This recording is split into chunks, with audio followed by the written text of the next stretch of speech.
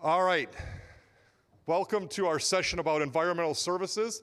We're excited to spend the next hour or so with everyone in the audience, answer your questions, share some information.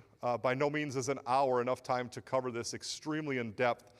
Our goal or objective is at the end of this, whether you're new or experienced, to give you knowledge you can take away and apply to your company when you leave. Before we get started, we're going to start with a video from the sponsor of this session. So if you would direct your attention to the screen, we'll get started with the video, and then we'll start things here. I'm Peter Shine, managing partner of PureClean. We have 4 franchises with my best friend, Robert Rodriguez. PureClean, Hoboken, Sea Caucus, Bayonne, and Ocean Township. For 7.5 years, we basically had professional restoration. We're very proud of that company. We built on our own independent, no program work, nothing. And a year and a half ago, we started researching some franchises, and we found PureClean. We really didn't know who PureClean was or what they were about, and they really showed us, what PureClean can offer. It's truly been really a blessing, and we're very, very proud to be part of this family. We want to be able to go wherever we can, keep our book of business, and continue to grow our book of business. That was number one for us. Would we do it again, or would we get? Yes, I'd go through the same path again with him, and I would join PureClean 100% again.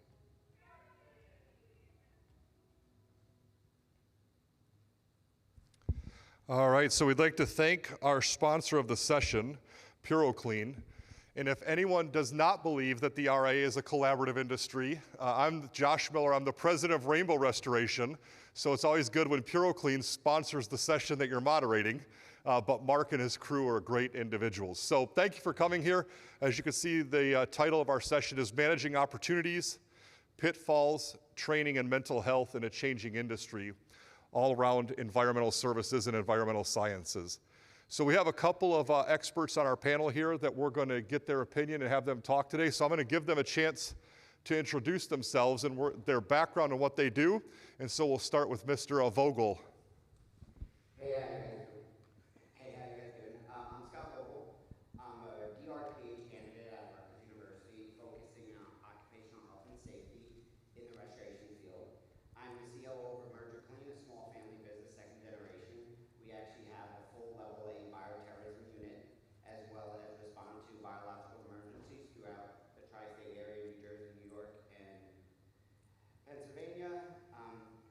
We consult with the U.S. Army, a lot of other federal departments, and I've been in the industry. My first suicide cleanup was actually at the age of 13, so I've been in the industry doing this work for 26 years. Yes, I just turned 40.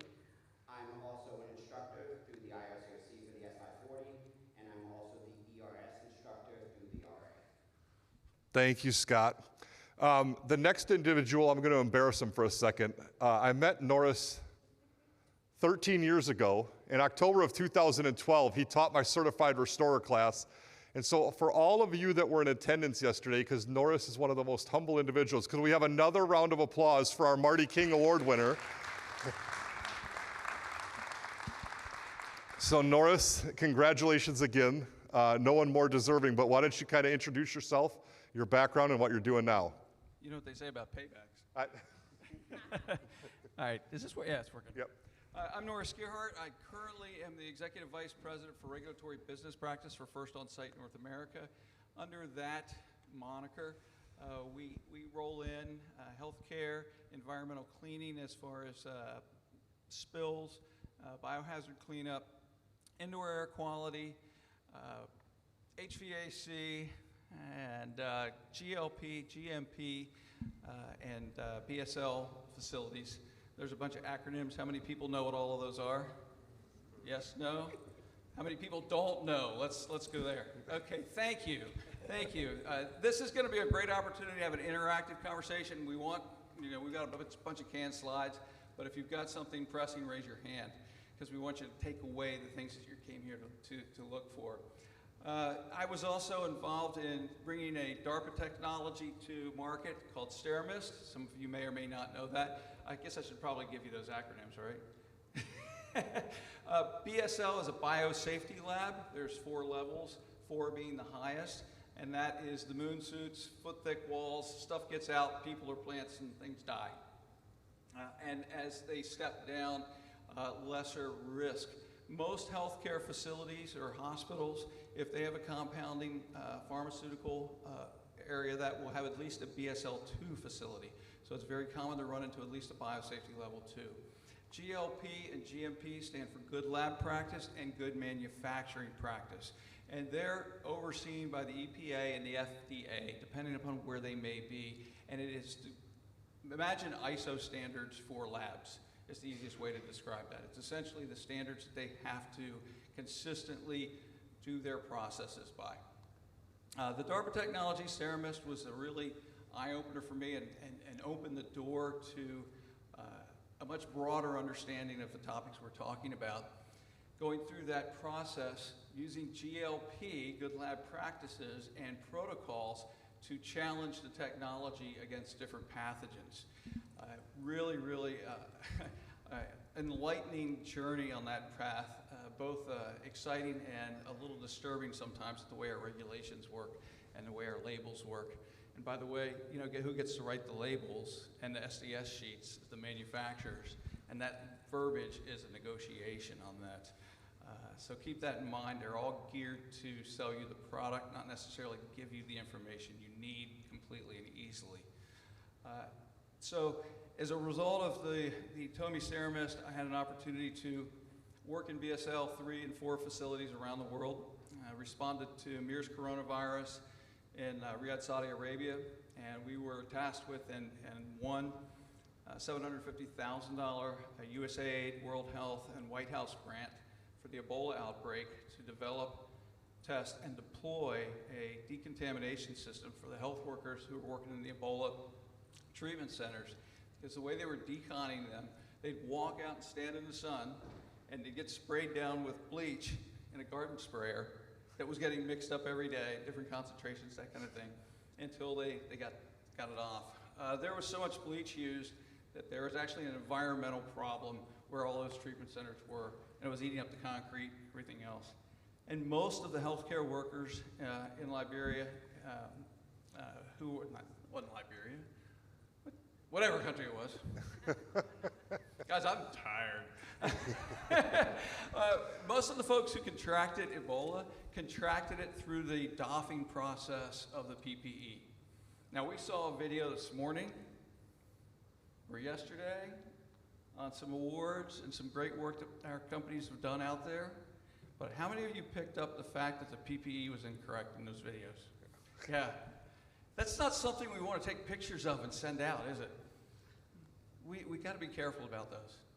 So anyway, that's enough. No, thank you. So as we think about what we're doing, we talked about whether we're new to this section of the industry, this might be our first RIA convention, we're new to the restoration industry, or we're more experienced company. Norris, as you've talked about some of the areas you've worked with. Scott, if I were to ask you, if I'm newer and I'm interested in providing these services to my clients, where do I start with regards to training, marketing? What are the opportunities out there? When it comes to kind of the educational, it's about building a strong foundation, okay? Unfortunately, the environmental disaster field isn't as regulated as everybody thinks. For example, right now in biohazardous situations, there's only really 2 states that have any type of guidelines or licenses programs that require us to be licensed to do it. So a lot of people don't know where to start when it comes to training. There was a piece that I worked with OSHA regarding the 40-hour half-life, understanding kind of that emergency response. Because when we only look at like a bloodborne pathogen standard, it's very basic to be tunnel vision. But when we do, for example, a suicide, overdoses, 76% of people that end up committing suicide have some type of substance in their body, which means you might be exposed to fentanyl. You might be exposed to something else. And I think when you start out, you have to understand that there's a lot more pathways, and it's very easy to get tunnel vision, especially with pricing in this industry. So I think a good start is to sit down and see if you guys have the capabilities, that emotional capability, the response, as well as developing a really strong educational platform to start off with and go from there. And use OSHA as a great guideline to start, because in the besides the S540, now with the ERS, there's not much out there yet that's going to get you guys trained through an industry. So Norris or Scott, you bring up there's not a lot of training. If I were someone in the audience that's a business owner, perhaps I'm an operations manager, what does that training look like? Where should I, like what's step 1, step 2, step 3? Like what does that look like? Go for it. So like I said, the first would be, I would say the 40-hour half hour from OSHA. Okay, that is With the 24-hour with practice. the 24-hour practical, yes. So a lot of people, OSHA has a lot of competence standards. Does everyone understand what a competence standard means? Okay, competence standard means you can teach it if you're competent in that field. Okay, OSHA doesn't certify any instructors unless you are actually one of the facility outreach trainers. The outreach trainers, you have your general industry, your construction, and your disaster site. The disaster site course is 15.5 hours, okay, and that was created because of 9/11. We actually saw more people in the last 2 years. We overcome the amount of people that died due to the response of 9/11 than actually 9/11 itself. And that's what we're seeing in the industry. So right off the bat, I believe even without the environmental, everyone should have a disaster site course regarding OSHA, but the 40-hour HAZWOPER, then all your OSHA certifications. After that, then you jump into like the S540. The S900's coming out as well, in few, which is drug cleanups, and then the ERS class, as well as, I'm also a big component of FEMA classes. You can actually go online and take ICS 100, 200, 300, and then local fire departments will offer ICS 400. Your NIMS, these are all things that you're gonna encounter. Okay. Your incident command systems, okay? So when you deal with the large project, and I'll talk about that in a little bit, we did a ricin cleanup. And we had the FDA on site, we had the FBI on site, we had multiple agencies on site. We will run what we call an incident command system, which is broken down, and a lot of governments use it. A lot of our bigger agencies and bigger companies in the restoration already use it, but we just have our own platform.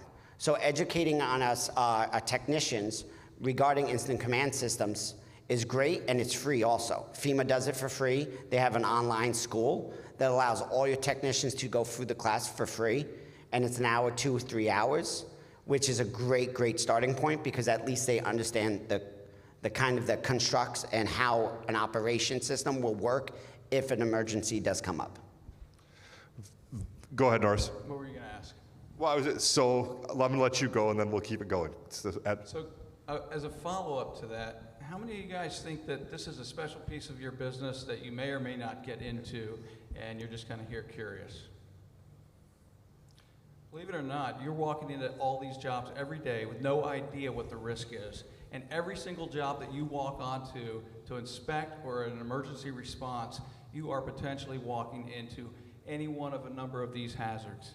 This is one of the reasons why we developed the ERS course, was because we put our cape on and jump on our white horse and ride into that site completely unaware of what we may be faced with. So understanding some of these basics, having this type of training, and having this type of PPE used as a daily basis for protection, even when we're typically walking in our street clothes or whatever, thinking that there's not much of a risk, is an important shift in our industry that we need to be aware of. All right? It's not just when we go out to respond to something like this that we don't know. That's one of the big messages in my mind we need to take away as an industry. It could happen within our own offices with someone who is abusing fentanyl and we don't know about it, and accidental exposures. Whatever that may be, an understanding and awareness of the risks that we face every day on the jobs is really important. So that was along the lines of what I was going to say, is if we are coming from a place of integrity. I started in this industry, 29 years ago, working for my ex-father-in-law, and my safety training, or my training on onboarding as a water technician and carpet cleaner at 19 years old was, this is pre-spray, this is dry slurry, this is Scotch Guard, have a nice day. And then we used the super effective Milgo SR, I shouldn't use it, an antimicrobial biocide that was diluted like 1 ounce to 110, and he said, have a great day. So when I think back to what I've been exposed to or done, it's extremely scary for the clients, but also for my health. So how many of us here have a robust, active onboarding safety training for our team members? So when we look out there, it's probably, about a fourth of the audience. So to Norris, that was my point is, if I were looking in this session, what are some of the ongoing everyday safety trainings that tie into environmental risk that people should be looking at? What's the basics that we're required to under the regulatory guidance from the OSHA laws, right? Respiratory protection is something that we don't do a good enough job taking seriously, in my mind, across what we do. Not only not maintaining a robust program of fit testing and documentation and training on the equipment, but actually using it once they get it. And there needs to be consequences for our teams. We want to build a safe environment for people to work. I got in an argument on a radio show with a really prominent person over exposures to hazards on the job. And the comment was, well, as an industry, we've been around for X number of years, and we don't have any documentation of this occupational safety hazard with respiratory damage or anything. And it was being compared to the fire companies. Well, here's the difference. When you become a firefighter, you get a baseline physical. You get physicals every year to track what's going on. There is a timeline to see what may be happening to you through the environmental impact of what you're working with. We don't do that in our industry, right? I mean, if you're doing asbestos, you might get a physical, but it really doesn't track a lot of that. So how do you know? Well, I can tell you, 40 years in the industry, and I have upper respiratory degradation and asthma that I got from not wearing my damn mask. Because I'm only going to be there a minute. It's not that bad. It's cumulative. And it's impacting my ability to do a lot of things I want to do. So that's one of the reasons why I'm really passionate about trying to get the message to the group as a whole that this is an everyday, every time kind of thing. When we get into the bigger environmental things that we're talking about, it steps it up. But if you've got that base training and you've built that culture of safety, it's not a very big step, because it's all kind of the same, just a little different details along the way. So everyone in here is just a half step away from being able to do this competently if you're doing the things you should at the baseline. Agreed. I mean, one of the big studies that are going on right now is cross-contamination with lead. A lot of people think the paint chips, but what we're seeing is actually lead workers actually bringing it home to their kids, okay, because they didn't put on booties or they didn't wear their tie vac correctly. So what ends up happening is they actually bring it in. I've been on multiple jobs where I don't even want to go home because I'm like, okay, I know I did everything right, but just that fear, just that understanding that I could contract something and bring it home. Dealing with mad cow or when we deal with like the ricin incident or even during Ebola, what we saw during Ebola is hospitals would bring us in to do like audits on them. And you would think nurses would be great at, cleaning. But what we saw is nurses were actually cross-contaminating the whole facility. So what ended up happening is there's a couple hospitals out there that ended up reaching out to restoration companies and taught us how to be in the room with the patient just so we could clean, because they realized that nurses have actually physically never been taught how to clean and how to don and doff correctly. So we saw a lot of issues in the medical field, and during COVID, one of the biggest finds of hospitals were what? Respiratory protection. They got hit so hard because it's so overlooked. And I say with the fire department, I think it's hilarious that, and again, firefighters, I apologize, but you go from a full level SCBA suit to nothing. You don't. What's SCBA? Oh, supplied apparatus, everyone knows, supplied contained breathing apparatus, yeah, self-contained. So the thing is you go from where you're getting supplied air. Okay, so we have a tank on, we're going into a fire, we're going into an issue. And then you step away 50 feet, and you take that tank off and you have nothing else on. Okay, so imagine that. And during the ERS class, one of the things I talk about is if you're exposed to something, it's already too late. Something that we've always been taught in the restoration field is you step up. No, you step down. Okay, and that's something that you have to get used to. You go in heavy, and then when you deal with the hazard and you identify the hazard, you step down your PPE. Yeah, so that's the problem. So when I go in, if you ever look at a hazmat team, we're not going in where a half-face respirator. No, we're going in a full level A haz. We're going in once we're able to establish what's going on, if it's a leak, if we're able to handle the emergency, then we slowly downgrade to maybe level B. Then we go down to level C. And that's one of the biggest concepts that, as long as I've been in the restoration industry, I've seen, is we always think, oh, well, it's not that bad. We really, truly don't know. Now, I'm not saying go in level A every job because we'll scare every person. But this is where your front office and your call centers or wherever you need to collect that information and make sure you identify what you could be exposed to. And then do your site survey when you get on site. Look around. Is there any markers that could end up hurting you? During floods, one of the most common, how many people do not pull the panels? Okay, so during Sandy in New Jersey, the fire department was so busy. Why? Because we had so much water, and the electric company and the fire department never pulled the panels. So once the power started getting restored, you started getting sparks and you started getting a lot of smoke in buildings because your meters were not pulled. So this is a very common thing that as a restorer and looking into situations, you have to identify because we are exposed to it every single day. Very good. So we've shared enough information about how do we get started, and it all starts with safety training. I think we've done a sufficient job helping at least me to realize that there's a whole lot more acronyms I need to understand, and scared us with regards to training. So let's talk about, we're trained, our crew is trained, or our team is trained. Scott and Norse, what are some of the emerging opportunities, but also pitfalls as we go explore those opportunities in the industry that, as an industry here at RIA, we could look at? I'm big on government accounts. I like it. How many of you right now know that in the US, you can call on the US Army free of charge? You can physically call the US Army right now, and they will respond on your behalf for chemical and biological warfare for all your clients. There is a part of the US government that is fully funded and reimbursed, okay, that is privatized outside of the US. Did you check that today? Yes. It's called the Chemical and Biological Warfare Unit out of Aberdeen Proving Grounds.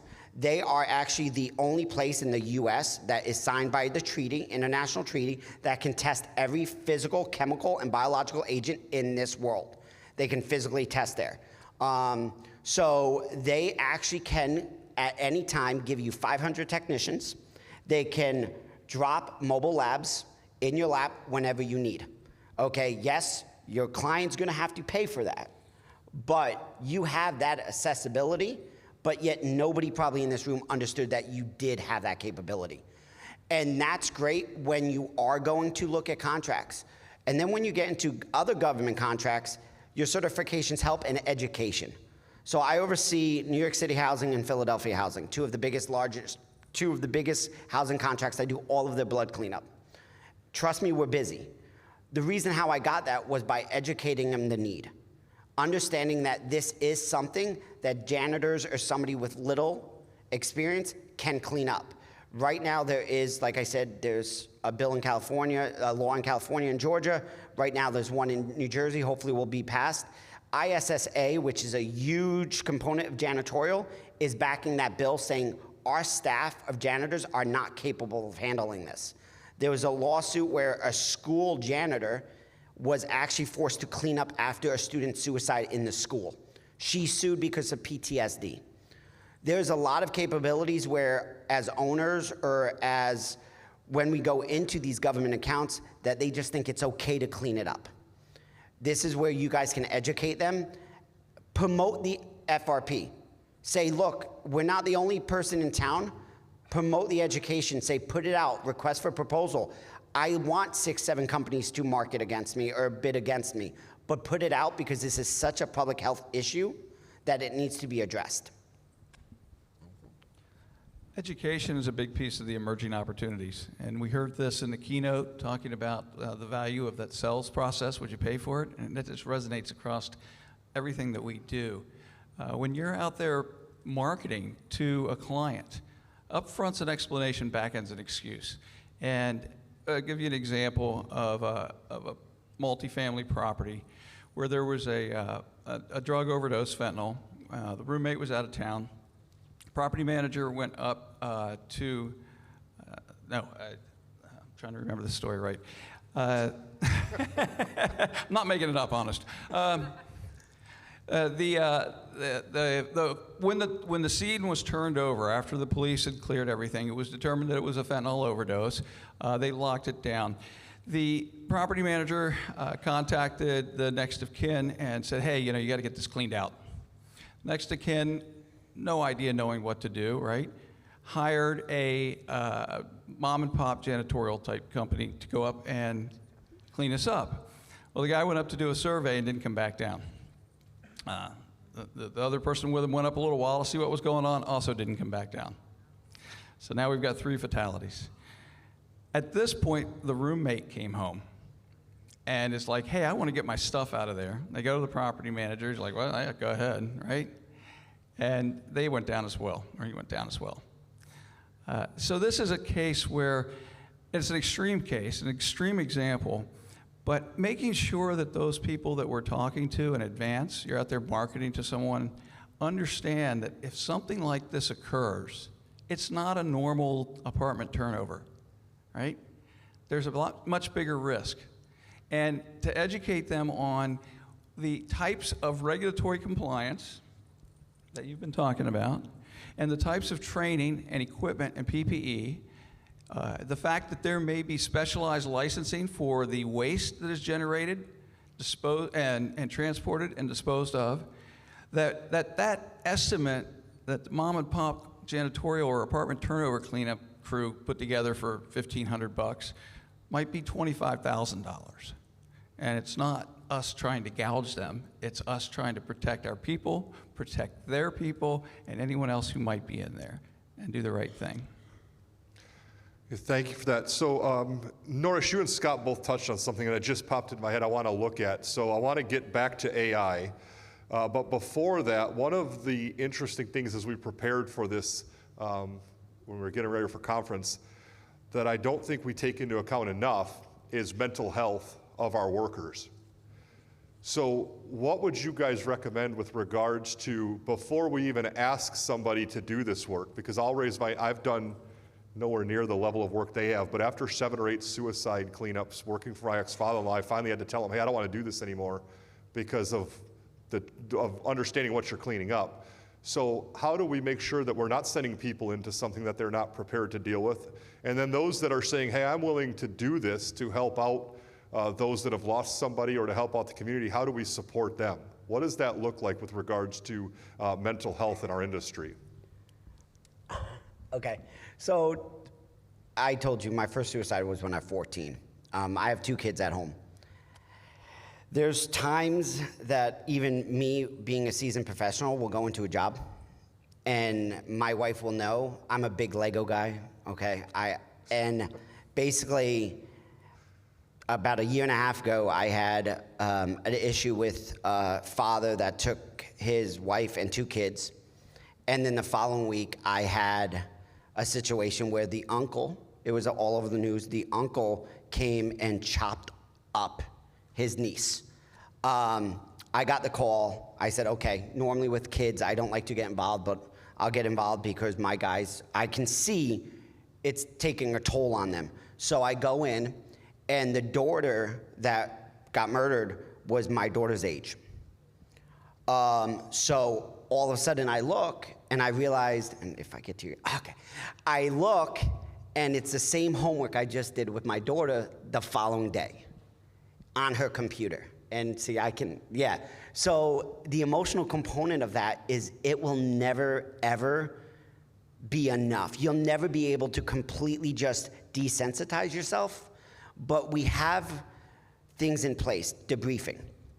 Okay, every job, I have a counselor on staff, so at any time, any of my guys our ladies are going through a difficult time, we can identify it. So we'll identify, send them to counseling. And that will be, are they drinking a little too much? Are they running late? Like signs that we know as supervisors to identify. But other than that, any really bad job, we try to bring them home and say, look, this is what we're doing. Does anyone want to talk about it? And really making sure that we're there to listen to them. Okay, another issue is I ended up getting a call from a woman who was going to kill herself and kids prior to doing it. I had to talk her down for an hour and a half. And I talk about this in my ERS class. I had to talk her down for an hour and a half. No cop would break in. I basically got off the phone with her. I was able to talk her down. I went and hugged my mom for like a good 3-4 hours. I was like, I'm not moving, I'm hugging. You can't, I've cleaned up friends, I've cleaned up my godfather. I've cleaned up a lot of things in this industry that you don't want to clean up. And I try to tell everyone, always have an out. Mine's Legos and line dancing. Okay, that's been an inside joke. I love line dancing, but Legos and line dancing are my 2 outs where I can just let go. I'm also a big Disney fan, so Disney movies also do great. You will see me, and I'm not ashamed to say, a good Hallmark movie will make me bawl. Just listening to you makes me bawl. So I will learn how to let out my emotions a different way. And that's something, psychological first aid, does anybody know what psychological first aid is or no?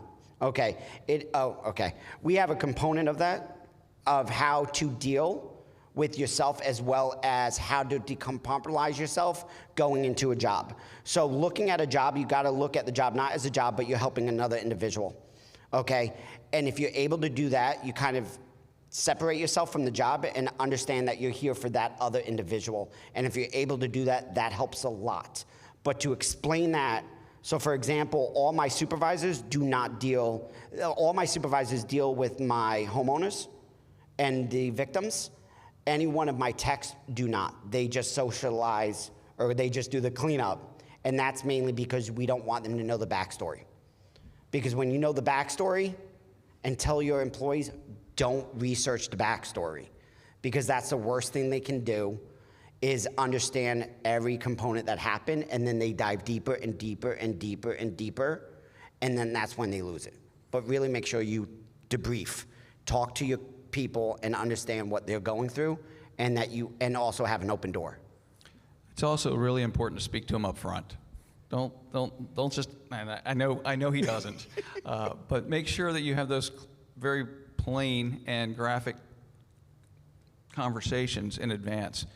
When we were doing company-wide fentanyl awareness training, one of the things that we put out up front, and I hadn't thought about it, it wasn't until someone brought it up, is, hey, maybe we should give a little disclaimer and a warning in case someone is extra sensitive to this.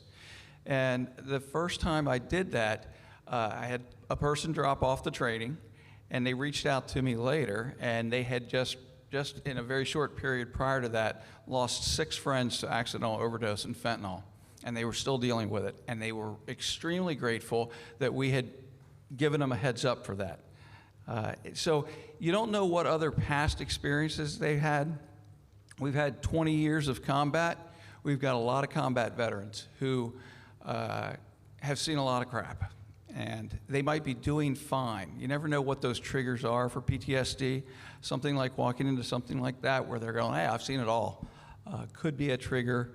Having those discussions up front. And then to your point, the psychological first aid. The Red Cross offers for free an excellent psychological first aid course and a number of other great courses through their CERT teams, their civilian emergency response teams. So look into that type of training. Become aware of what the signs to look for yourself. And you'll be surprised how often, sadly, as you begin to understand those signs, you go, oh, geez, I got a little of that going on right here that I didn't even realize. So it's really important that psychological first aid and that psychological awareness is addressed constantly. Very good. Thank you for on that point there. The other one I said that I wanted to touch back on is how many people in the audience are currently using AI in some form or fashion in what they do? All right, very good. We know that I recently attended something, and I'm going to let Scott Norris talk about this, especially Scott. I was at a session recently where they said AI is more than likely not going to replace our jobs or take our jobs, but somebody that understands how to effectively use AI absolutely will. And so how does AI tie into what we're doing, and how can it assist everyone in the audience, Norris and Scott, with setting up a department around environmental services and or maintaining making sure that it's current and helping them move forward? You've been actively doing that, so So using AI correctly is understanding the industry as a whole first. So everyone knows ChatGPT, don't want to, there's multiple out there. But you can actually create an own database for you, okay? So like all my safety protocols, the S540, the ERS manual, everything's uploaded into its own platform that I've designed through ChatGPT. So for example, when I'm dealing with an ECP, which is an exposure control plan, and I have to update it, I can say, here's my update, any new articles come out, anything that I've put in, please update it according to the new standards regulations. Boom. Something that used to take me 4 to 5, 6 hours takes me about 20 minutes. Yes, I still read over, but you got to realize something. When it comes to respiratory protection, when it comes to an exposure control plan, these have to be updated annually. Okay, so you can't say, and I'll ask, how many of you guys have an exposure control plan at your work? Probably a lot. How many of you actually update it annually? Okay, so that's the issue. We kind of look at our respiratory protection. Now look at GHS. Everyone knows about HAZCOM, for example. HAZCOM, which is GHS, Global Harmonization Systems. That is identified from the Purple Book. There's going to be an update coming out from OSHA coming up soon. That is from what we call the Purple Book of the UN. That's how we get all that information. The UN is on version 17. The US is on version 3. So even though, and we're updating it for version 9. So our update version is still 8 steps behind the UN Purple Book. So we always play behind. So understand that the updates, like for example, the SDS sheets instead of MSDS sheets, I still get people who have MSD sheets instead of SDS sheets, and I'm like, that's been not a thing since 2017, since we're supposed to update them all. So again, that's where ChatGPT, that's where AI really comes into it, by building your own platform and using that platform to upgrade, to work on training, to do everything, because again, we don't want to replace anybody's job. We can't. AI doesn't go out in the fields yet, no robots. But when it comes to compliance and it comes to efficiency, there's certain apps now that you can take a picture before a job and after a job, and after the job, do 30-second video on after that job, and it actually creates a report on exactly what your technicians did throughout the whole job. So it turns a 2-hour report writing into another 5-10 minute thing. So productivity becomes a lot better. And with that, it allows my guys to train more. And when I train more with my guys, the productivity comes even better. So it's efficiency. And AI is extremely well designed for efficiency when you're dealing with environmental services, especially with the updates. Very good. Thank you for that, Scott. There's a slide that I know, Scott, you want to get to, and we also want to spend time for Q&A. So we've talked a lot about some of these pitfalls and challenges. We've talked about training the workforce as we got the introduction going here, and then mental health. Let's talk a little bit about policy and advocacy. I know that this is something that's near and dear to both of your hearts. So what do you see out there on the horizon with regards to, Scott, you mentioned it a few times, different laws that are coming down, but how can we be a part of supporting the RIA as member companies on what's happening in the industry, and what are the opportunities to direct things to where we're partners with these different governmental organizations rather than being dictated to what should happen, and then we feel frustrated that we didn't have a voice, when in reality that opportunity is here right now. You've been. So with that, Mark Springer said it perfect. You have the Pirates, Cowboys in the industry and the Pirates aspect of it. When you deal with environmental risk and when you deal with any type of environmental services, the gap of regulations is astonishing. because there really is none. So the issue is you're now competing versus these pirates, the ones that will pull up into a pickup. And you invest so much money into the training, the foundation of building your technicians, making sure they have the resources, making sure they have everything to make sure they're safe and health, well-being is the top of your interest, right? My biggest thing that we're working on in New Jersey and multiple states is go out and grassroots, like just go out, you know, from the bottom up and you educate. You have to educate your own body of your senators, your assembly people, and explain to them this is needed. And you put that training platform onto that training and you get a bill. I didn't have any help in New Jersey. Not one lobbyist, nothing. Hopefully now I will. But yeah. Along those lines, I mean, the fact that I'm not a fan of licensing and regulation, guys, I'm really not, but there's a place for it. And certainly in the biohazard and environmental cleanup is one of those places to make sure that the companies that are responding are actually going to have the training, the licensing, the certifications that they need. Is Gordy Powell in here? I think Gordy is in here. Gordy Powell led the charge in Georgia for the licensing for biohazard and cleanup, and we're pretty much out of time. But I can tell you his interest in that, in rising the quality and the safety of the industry in Georgia was substantial. Do you have any estimate about how many hours you put in, Gordy, on that? 4.5 years. And I can't even begin to, just what I know of what you went through with that. So it's an important place that we need the correct legislation. And that's a great opportunity that we have right now, particularly with the organization and the way we're moving forward. So we're going to go to Q&A here, but before we do, if we look at wrapping this stuff up, because I know people are going to jump to the next session as we go through Q&A, that Scott and Norris, if anyone wants to get a hold of you or follow up with any more questions, how do they do that? Email me. So what's your email address? S Vogel, so S Vogel, VOGEL at emergiclean.com. I'm also the president of the American Biorecovery Association. So if you want, you can just president at the American Biorecovery.org and it will come to me as well. Our info is also on the RIA website. That's it.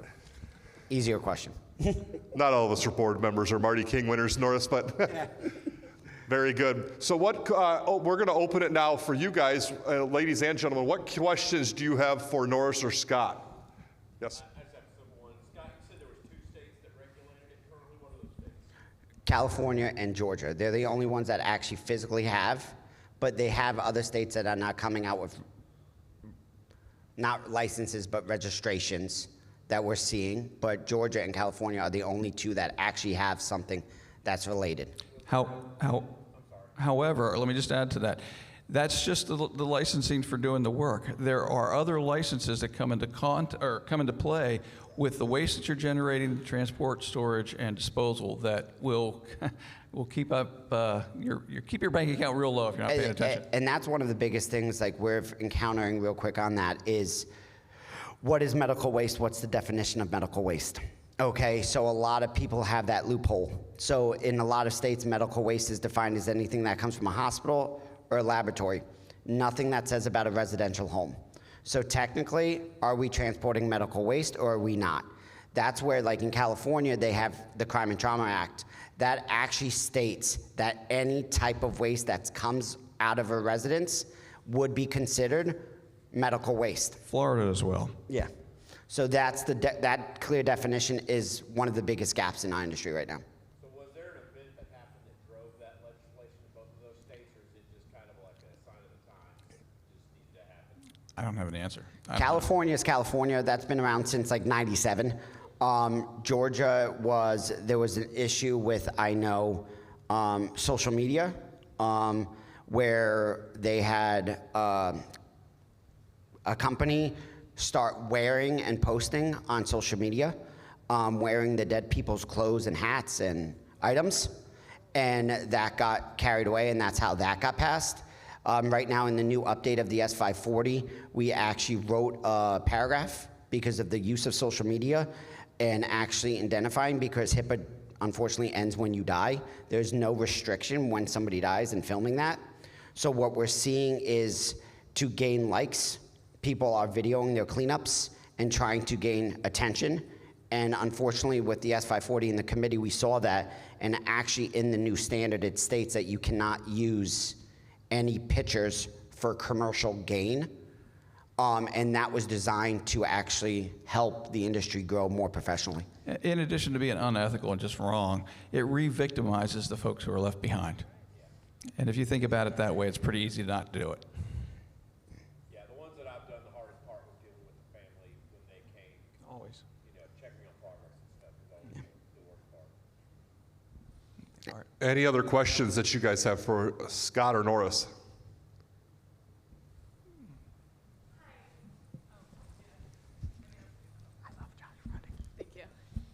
Hi, I'm a project manager, and I've always kind of gone back and forth on how to handle these situations. So in an event that like a loved one is calling to get a cleanup for, and there's nobody to call on behalf of them, and they're not really in the right state of mind, and you recommend a full scope, like a carpet removal and pad and stuff, and you get the response of, no, I just want it steam cleaned, like I can't handle this, I don't have the money.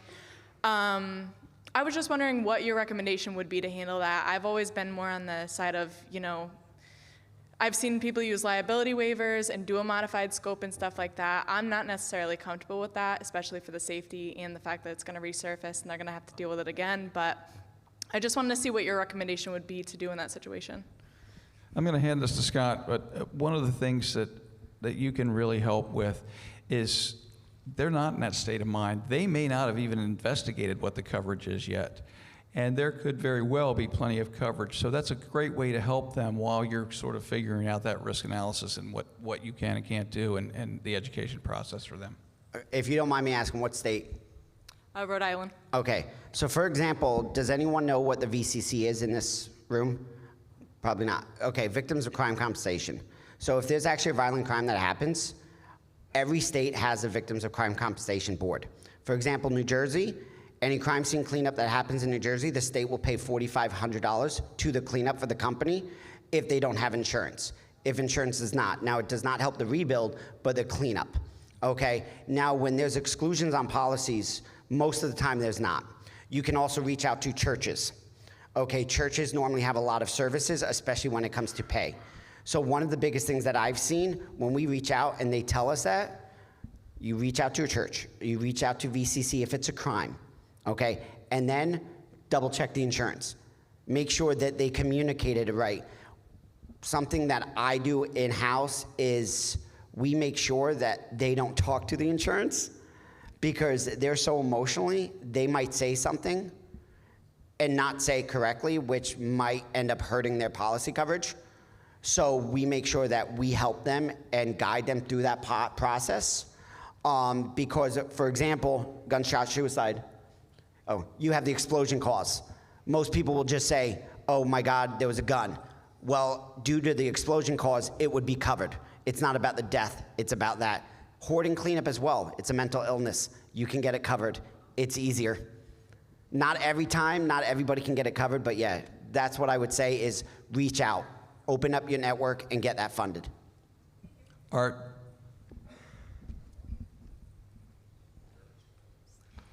I'm finding more restoration companies now are carrying naloxone or Narcan.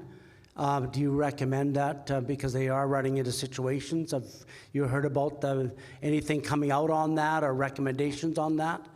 It's a fentanyl anti. I'm sorry, it was the Canadian accent. I couldn't understand that. I think Narcan, is that what you're asking about? Yes. All my trucks have Narcan. Most of the states have free Narcan programs. So you can actually go to CVS, and if you have an insurance card, you can get 2 Narcans for free per year, depending on your coverage. And then most state programs, you can call the state, and they'll give out. So every one of my vehicles have 2 things of Narcan in it at every given time. And any type of fentanyl job, we will respond with 3 people. So 1 stays out, 2 goes in, just in case you need a rescue, and then you need administration of Narcan. So. One other thing I want to point out real quick is unattended death, crime scenes, things like that. Be sure that it has been, that crime scene's been released from the police. And also recognize that even if it's been released, when you're in there doing the work, you may find evidence or other things that need to be preserved and protected and notified of those, notify the investigating authorities. Thank you, guys. Any other questions? All right, well, we finished a minute or two ahead, so let's give Scott and Norris a hand for all of their expert advice. We look forward to seeing you guys at the next couple sessions as we wrap the convention up. Have a great afternoon.